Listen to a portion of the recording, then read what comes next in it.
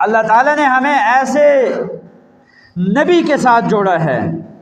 ایسا نبی ہمیں عطا کیا ہے۔ ایک صحابی رسول فرماتے ہیں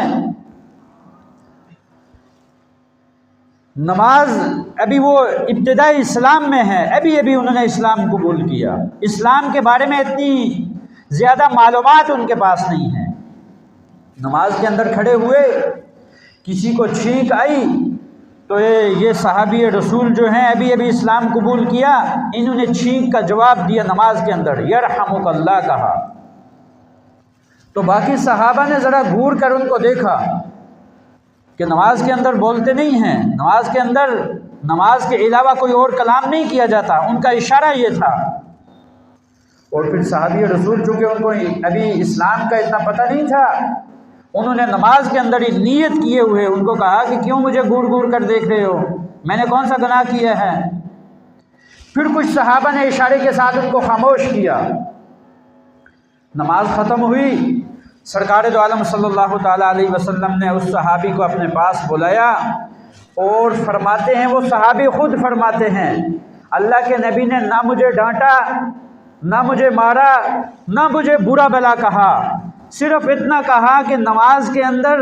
نماز کے علاوہ کوئی اور کلام نہیں کرتے اور گفتگو نہیں کرتے۔ اور پھر فرماتے ہیں میں نے آپ صلی اللہ تعالیٰ علیہ وسلم سے بہترین معلم نہ اس سے پہلے دیکھا اور نہ اس کے بعد کوئی دیکھا۔ ایسے نبی کے ساتھ اللہ تعالیٰ نے ہمیں جوڑا ہے۔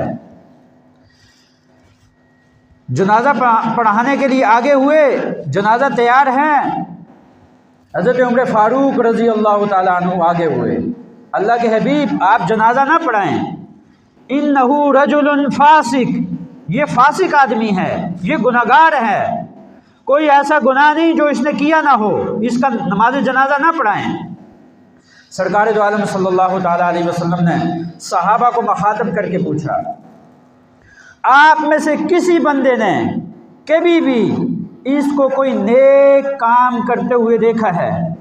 کوئی خیر کا کام کرتے ہوئے دیکھا ہے؟ ایک صحابی رسول کھڑے ہوئے،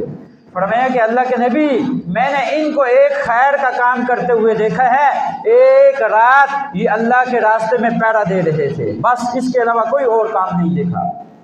اللہ کے حبیب صلی اللہ تعالیٰ علیہ وسلم آگے بڑھے، آپ کا نماز جنازہ پڑھایا، آپ کو دفن کیا اور آپ کی قبر پر کھڑے ہو کر فرمایا